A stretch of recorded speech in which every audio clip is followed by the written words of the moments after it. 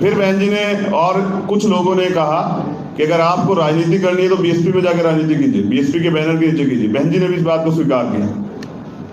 लेकिन मुझे साहब काशीराम ने सिखाया कि राजनीति चले ना चले, लेकिन सामाजिक क्रांति की जो गति वो रुकनी नहीं चाहिए।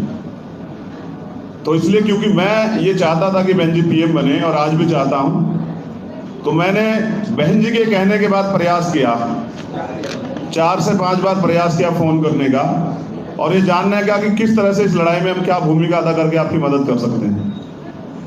लेकिन फोन पे हमेशा जो है यही कह दिया गया कि बहन जी अभी बिजी हैं, वो भी जब फ्री होंगी तब बात करेंगे। तो मेरा प्रयास रहा कि मैं इस लड़ाई को और मजबूत कर सकूं बहन जी के साथ खड़ा होकर। तो इसमें भी हमें निराशा हाथ लगी।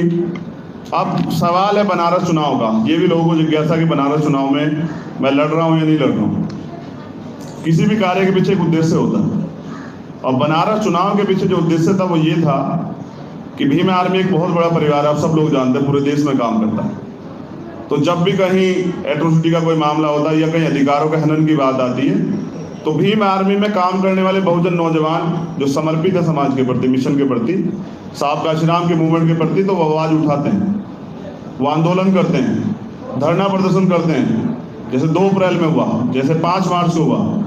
और इसके एवज में उन्हें, उनका कैरियर तो खराब होता है लेकिन उनको जेल में जाना पड़ता है, मुकदमे लगते हैं। तो ये लड़ाई बड़ी कठिन है। तो उन सबकी ये मांग थी, उन सबका एक बड़ा दबाव था कि भैया जब ये सब चीजें होती हैं तो अपने दल तो हम एजेंट घोषित कर चुके हैं, लेकिन और कोई तो हमारे समर्थन में नहीं आता, ना कोई नेता आता, ना कोई पार्टी आती। तो हम ये चाहते हैं कि हमारी आवाज जो है, जो दब जाती है इतने बड़े मुकदमों उत्पीड़न के बाद भी, कि आप जाके लोकसभा में हमारी आवाज उठाएं। क्योंकि जब संविधान जल रहा था तो 131 एमपी थे SC के, लेकिन कभी उन्होंने इस लड़ाई को आगे बढ़ाने का काम नहीं किया। तो उनके दबाव के चलते निर्णय लिया गया, क्योंकि आज भी बहुजन समाज के युवा रुकना नहीं चाहते। आज भी जब हमारे लोगों पर उत्पीड़न, अत्याचार होता है, उनके अधिकार छीनते हैं, तो वो लड़ते हैं, वो उनको न्याय दिलाने के लिए संघर्ष करते हैं।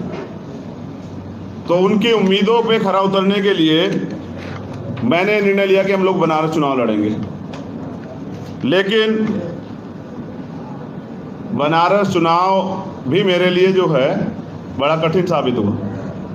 मेरी घोषणा के बाद जब मैं वहाँ कन्वेंसिंग के लिए गया, तो बहन जी ने ट्वीट करके कहा, वो बता दो, जब मैं कोई स्टेटमेंट देता हूँ तो उसकी रखवाली भी करता हूँ। खबरें तो आप बहुत देखते होंगे, लेकिन खबरों को गहराई से जानने के लिए हमारे चैनल को लाइक एंड सब्सक्राइब करें और बेल आइकन को दबाएं।